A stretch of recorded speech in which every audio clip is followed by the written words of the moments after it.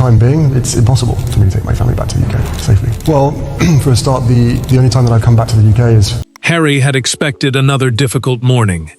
He had not expected to see Meghan's name beside one of Catherine's most fiercely protected royal jewels. Within minutes, a private request concerning a pearl tiara had escaped the walls meant to contain it, and the consequences were brutal. Harry read the wording twice, lowered the page, and said nothing. Because this was no ordinary jewelry dispute. Meghan had challenged a boundary the palace considered untouchable.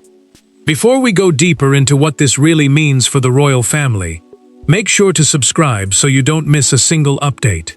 Harry pushed his chair back, but no words came. The document carried Meghan's request for access to the forbidden pearl tiara, a fictional heirloom held inside a restricted royal collection and protected by a private arrangement giving Catherine, Princess of Wales, priority over its ceremonial use. Restricted pieces were not treated like ordinary jewels available for routine borrowing. They carried family promises and private instructions. Meghan had asked not only to wear it at a ceremonial appearance, but to explore a continuing claim to its future use. Meghan watched Harry's face change and understood what had stunned him. She told him the request had never been meant for public release, and that asking for access was not the same as taking something from Catherine. Harry looked down again. One sentence had turned the request from awkward to explosive. Historical entitlement through marital royal status. In plain language, the phrase suggested that marrying into the royal family could support a continuing right to certain royal privileges. Harry read it once more, then folded the page without answering. Catherine received the leaked document at Windsor and reacted with a stillness that unsettled everyone. She did not raise her voice. She did not demand punishment. Instead, she placed the page beside an untouched cup of tea and asked one cold question. Who had given Meghan enough information to know the tiara could even be challenged? William entered later, saw the request, and closed the door before any aid could follow. That question changed everything.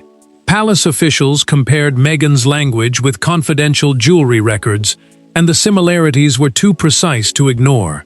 Someone had passed on knowledge that should never have left private files. Harry knew Meghan had made the request, but he wondered who had guided her toward that exact argument. Catherine felt the same fear. This was no longer just about pearls. It was about access, trust, and a secret route into protected royal information.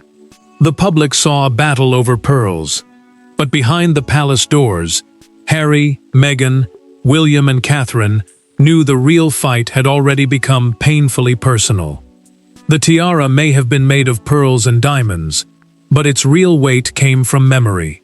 For Catherine, it represented trust. For Meghan, it represented a door that had always seemed closed. For William, it became another challenge to a boundary he believed should never have been questioned. And for Harry, sitting between loyalty to his wife and memories of his brother, the leaked request transformed an old family wound into something impossible to ignore. Catherine remembered exactly why the jewel mattered. Years earlier, Queen Elizabeth had privately approved the future ceremonial use of the pearl tiara under tightly controlled conditions, creating an understanding that it would remain closely tied to Catherine's royal role. Ceremonial use meant permission to wear a royal piece for major official occasions without personally owning it. That distinction mattered, because the tiara was not simply valuable. It carried the weight of trust from a monarch whose private decisions still shaped the family long after her death. Meghan understood those distinctions too well. During her years as a working royal, she had encountered restricted jewelry rules that separated pieces available for general borrowing from those quietly reserved for senior figures. She had never forgotten how those boundaries felt. Now she stood beside a table covered with correspondence as Harry demanded to know why Catherine's tiara had been named without warning him first. Meghan held his gaze and said she had asked for recognition, not possession. He folded the leaked page once and placed it between them. Harry did not answer immediately. That silence hurt more than anger. Meghan finally revealed that she had been given information suggesting Catherine's priority over the jewel had never been made permanently binding. More troubling still, she had been told another royal household had once questioned whether one person should hold exclusive access indefinitely. Harry looked at her again, realizing the request had not begun with impulse. Someone had given her a reason to believe the barrier could be challenged. William discovered something even darker. Palace aides comparing the submission with confidential records found language almost identical to a private inventory note. An inventory note was an internal record explaining a royal object's status, custody, and permitted use, and it was never intended to guide outside claims. The prince read the matching phrases twice. Catherine saw his expression change and understood immediately that the scandal had moved beyond Meghan's personal grievance. That discovery pointed backward. Aides began tracing who had discussed the tiara, who had seen the record, and where Meghan might first have heard that Catherine's claim was vulnerable. One gathering kept appearing in the timeline. One conversation stood out. To understand why Meghan believed the forbidden tiara could be challenged at all, the story has to return to the night when someone inside royal walls said far too much. Months before the claim became public, there had been a dinner nobody considered important. No announcement followed it. No cameras recorded what happened afterward. Yet one conversation at Windsor planted the exact idea that would eventually leave Harry staring silently at a leaked document. Meghan heard a sentence that night she would never forget. Catherine noticed her reaction. William noticed something else. And by the time the guests separated, the forbidden pearl tiara was no longer just jewelry. Meghan had arrived at the private Windsor supper, carrying old questions she had never fully abandoned.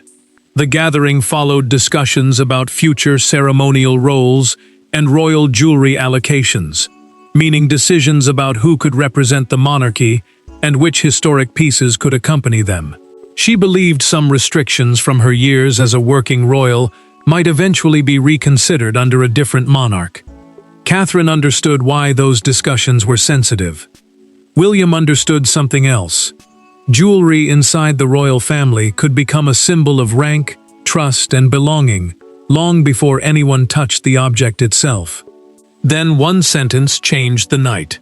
During coffee, a senior royal jewelry advisor spoke too freely within Meghan's hearing and described Catherine's protection over the pearl tiara as private preference rather than irreversible ownership.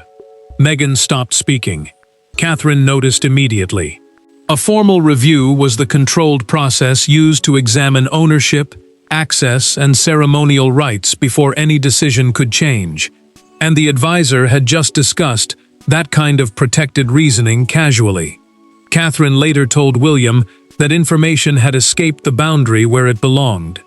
The prince agreed, but neither yet understood what Meghan had taken from it. Meghan carried the sentence away with her.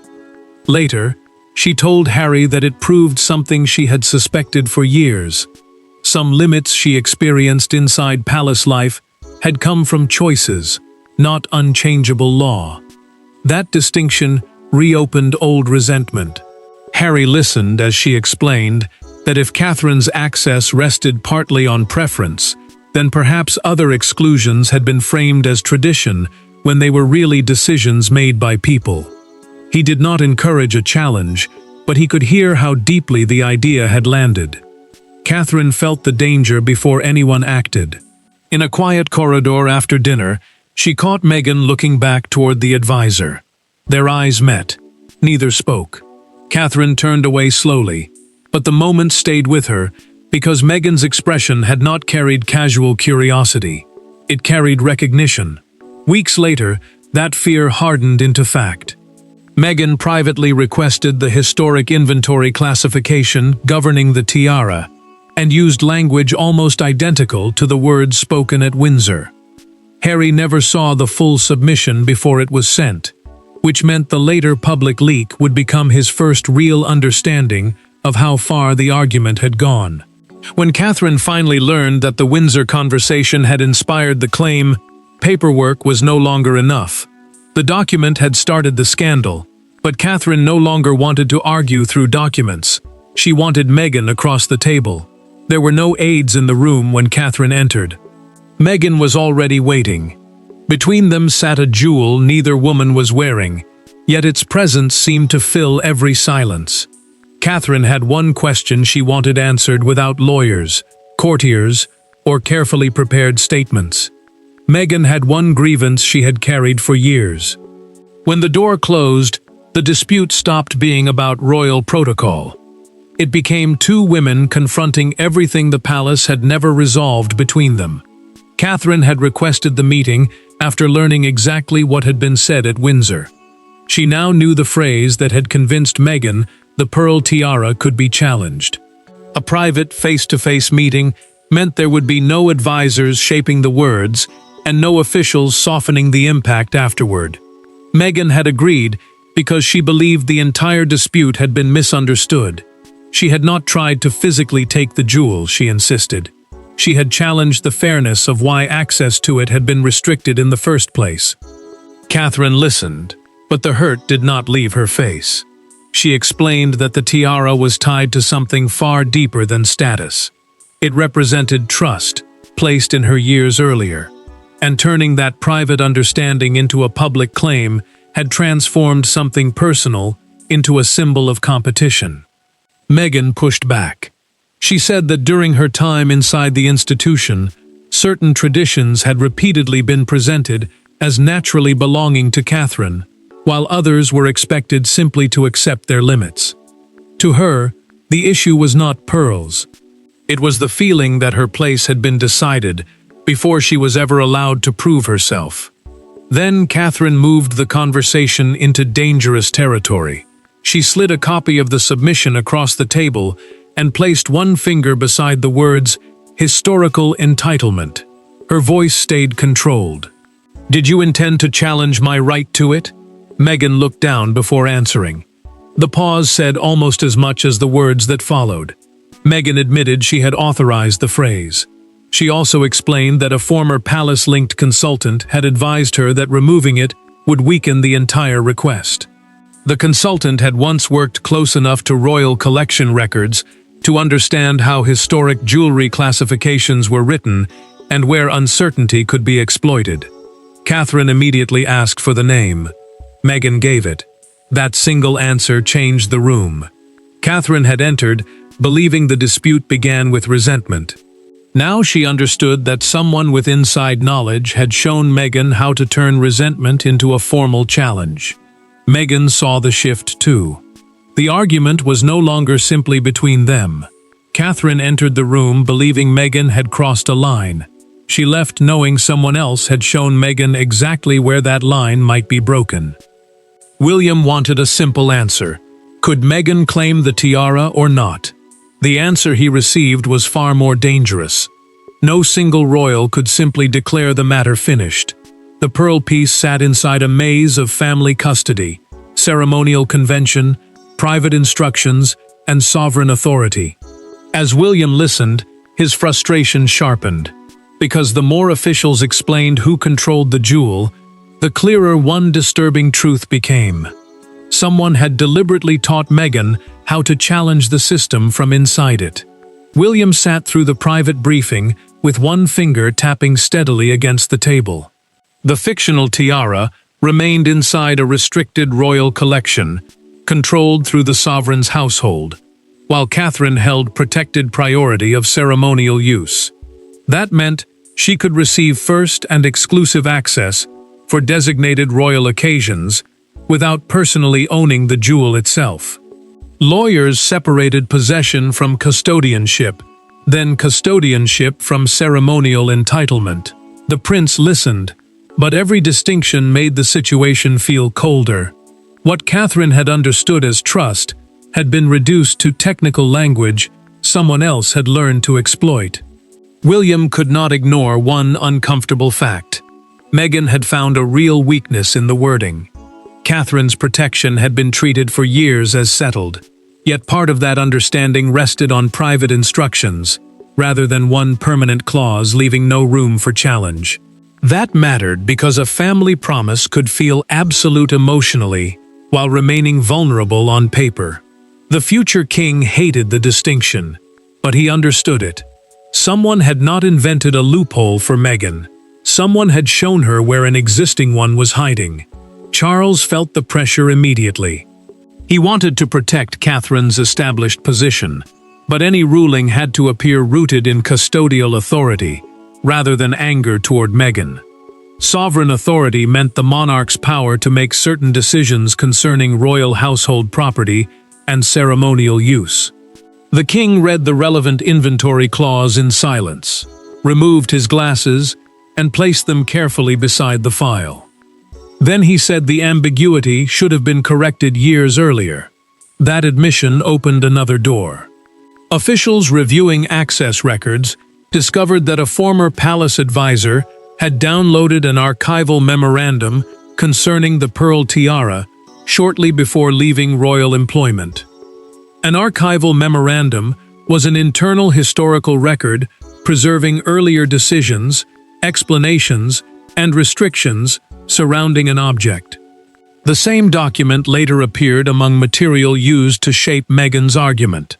William stopped tapping the table. Confidential palace knowledge had not simply leaked by accident. It had traveled through someone who understood its value. Charles began preparing a ruling that could close the loophole permanently. But before the decision could be announced, Harry received the timeline showing exactly when Meghan obtained the material and how long the challenge had been developing without his full knowledge. The legal ambiguity could be fixed with one signature. The damage between Harry and Meghan would not be repaired nearly so easily. Harry had defended Meghan through storms far larger than a tiara. But this time his silence came from somewhere different. He had believed she was making a symbolic request. Then he discovered the private consultations, the archived wording, and the months of preparation he had never fully seen. Harry was not furious because Meghan wanted the jewel. He was wounded because the argument had grown into a confrontation with his own family, while he remained outside the most important decisions. Harry read the internal timeline slowly. It showed that Meghan had begun exploring the tiara's status only weeks after the Windsor supper, long before the public knew anything was happening. An internal timeline was simply a private record, showing when each contact, request, and decision took place. The dates mattered, because they proved this had not been a sudden reaction. Meghan had exchanged several messages with a former royal consultant before the formal submission was ever sent. Harry finally asked the question he had been holding back. Why had Meghan never shown him the final wording? Why had she allowed a sentence about entitlement through marriage into a request that could only drag William and Catherine into direct conflict? Meghan did not deny it. She told him she feared he would ask her to abandon the challenge just to preserve peace with his brother and sister-in-law. Harry heard the answer, but it did not comfort him. It made the distance between them feel suddenly real. Harry walked to the window and stayed there for several seconds. When he turned, his voice was low. He told Meghan that keeping him outside the final decision meant he had been publicly blindsided alongside everyone else. She tried to explain that she had wanted the argument judged on its own merits, not filtered through family loyalty. He understood the logic. He still felt betrayed by it. Then the consequences hardened. Charles issued an immediate administrative freeze, meaning no new claim, loan, or change in classification involving the pearl tiara could move forward until its status was formally settled. The king wanted the dispute contained before it became even more personal. Harry soon received something even harder to absorb. In a documented account, the former consultant admitted Meghan had been told the challenge could force the palace to define Catherine's rights permanently, even if Meghan never received the jewel herself. That changed everything. Harry realized possession may never have been the only goal. For Meghan, forcing the institution to acknowledge unequal rules may have mattered just as much. That realization shifted him. Instead of confronting the palace again, Harry asked Catherine for a private conversation with no Meghan, no William, no advisors, and no officials. For the first time since the scandal began, Harry stopped asking who could win the tiara and started asking what the fight had already cost. No lawyers attended. No aides carried folders. Meghan was absent. William was absent. Harry and Catherine met with nothing between them, except years of complicated history and one dispute neither had created alone. For Harry, the conversation was painful, because Catherine represented a family relationship he had once taken for granted. For her, seeing him now forced anger to compete with something quieter. The memory of who they had been before everything became public. Harry had asked for the meeting because he needed one thing separated from the scandal: his own relationship with Catherine.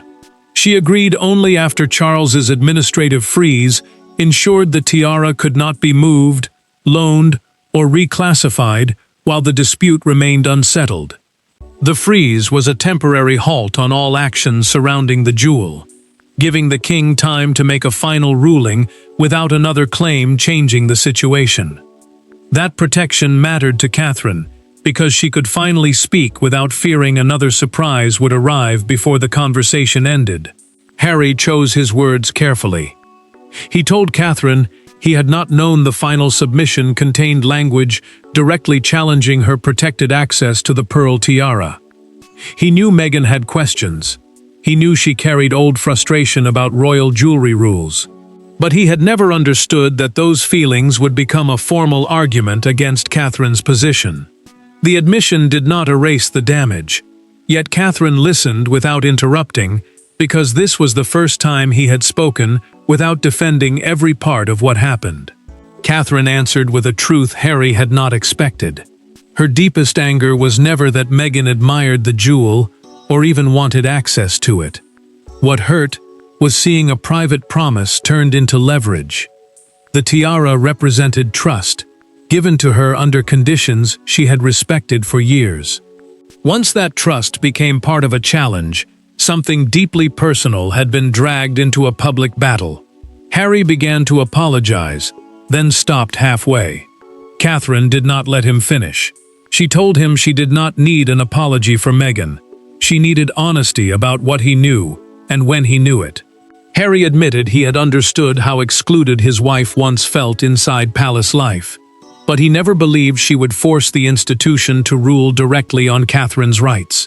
That honesty changed the conversation. Catherine told Harry she would not demand humiliation, retaliation, or punishment. She wanted the tiara's status clarified permanently and the confidential leak investigated separately. Harry left understanding that protecting Meghan did not require denying Catherine's pain. She, in turn, accepted that he had not designed the challenge himself. Their private understanding came only hours before the ruling was due to become public. Harry and Catherine had finally lowered their voices, but outside those walls the story was about to become louder than ever. By morning, the private battle had become impossible to contain. The jewel was suddenly everywhere, without appearing anywhere. Broadcasters debated its meaning. Commentators dissected Meghan's wording. Crowds outside Windsor discussed Catherine, Harry, and the royal family as though a handful of pearls had become a referendum on fairness itself. Yet one image captured the entire scandal better than any argument. Harry stepping from a car alone, expression fixed, while every headline around him carried Meghan's name. Harry had barely reached his separate engagement when the scale of the reaction became clear. News organizations were no longer treating the dispute as a simple jewelry disagreement. They framed it as a battle over hierarchy, access, tradition, and belonging inside the royal family. Palace communications offered only one narrow response. The tiara's ceremonial status had been reviewed, and a formal determination would follow. A ceremonial status simply defined who could use a royal object, under what conditions, and for which official occasions. That careful wording did nothing to calm the storm. One fictional morning newspaper captured the mood with a front-page banner screaming, "The Pearl Divide." Beneath it sat side-by-side photographs of Catherine and Meghan, turning two women into opposing symbols before either had spoken publicly. Outside Windsor Castle, a small crowd gathered near the visitor entrance while broadcasters reported live. Some argued Meghan had challenged an outdated tradition. Others insisted Catherine's private protection should never have been dragged into public debate. The argument had escaped the palace completely. Harry arrived alone and immediately saw copies of the front page being held toward him. He froze for a moment, then kept walking without speaking. That silence carried its own weight, because the public still did not know how deeply the dispute had affected him. Meghan, meanwhile, felt the story slipping away from the argument she believed she had been making. She had wanted to challenge unequal access. Instead, headlines reduced everything to a personal attempt to take Catherine's jewelry. Then, the palace changed the temperature again. Charles had completed his review and signed a new classification governing the pearl tiara. A classification was an official record defining the jewel's custody, permitted use, and restrictions. William received the decision before publication and immediately understood its first consequence. Catherine's protected position would survive. But there was more. William discovered that the king had added a second measure designed to prevent confidential jewelry records from ever becoming private leverage again. Meghan's claim, Catherine's rights, the former advisor's conduct, and Harry's emotional position would now be settled together. The headlines had chosen winners and losers before the palace spoke. But Charles's final ruling would define what the scandal actually changed. The final decision arrived without ceremony. No grand speech accompanied it. Charles signed the classification, closed the folder, and ended the dispute that had shaken 4 relationships at once. Catherine's protected access to the forbidden pearl tiara was made permanent. Meghan's claim was rejected. The confidential loophole was closed. But the most important verdict could not be written into royal paperwork. Harry had discovered the cost of being excluded from Meghan's strategy, and Meghan had discovered the cost of turning private hurt into public confrontation. Charles made the ruling unmistakable. Catherine would hold exclusive lifetime ceremonial priority over the fictional pearl tiara, meaning she would receive first and protected use of the jewel for designated royal occasions, without personally owning it outright. The king also rejected Meghan's request because marriage into the royal family did not, by itself, create an independent right to restricted collection pieces governed by specific custodial instructions. The ambiguity that had allowed the challenge to begin was gone. The consequences reached beyond Meghan. The former palace consultant lost all remaining access to confidential royal collection archives after the investigation concluded that protected material had been improperly shared. Charles understood why that mattered. If private records could be carried outside palace channels and turned into leverage, then every historic arrangement surrounding royal possessions could become vulnerable. The king closed that weakness with new written safeguards. Catherine received the signed ruling from William and read only the first page. Then she closed the folder. The prince expected relief, perhaps even satisfaction, but she gave him neither. Catherine told him she did not want the pearl tiara worn immediately, because doing so would make the ruling look like a public victory over Meghan. William understood. Protecting a promise was one thing. Humiliating someone after winning was another. Harry faced a harder conversation. In private, he told Meghan he would continue defending her right to question treatment she believed was unfair, but he never wanted to learn through another leaked document that she had entered a confrontation involving his family. Meghan accepted that the challenge had become more personal than she intended. She did not receive the tiara, but her attempt forced clearer rules around restricted royal jewelry. Catherine demanded no apology. Harry demanded honesty. Meghan lost the claim. Charles closed the loophole. And the monarchy survived because the boundary was finally made clear. There is no next battle to tease. The pearl tiara remains with Catherine. Meghan's challenge is finished, and Harry leaves the episode understanding that some royal boundaries can be rewritten. But trust, once exposed to the world, must be rebuilt person by person. Thanks for watching. Please don't forget to like and subscribe, and we will see you in next one.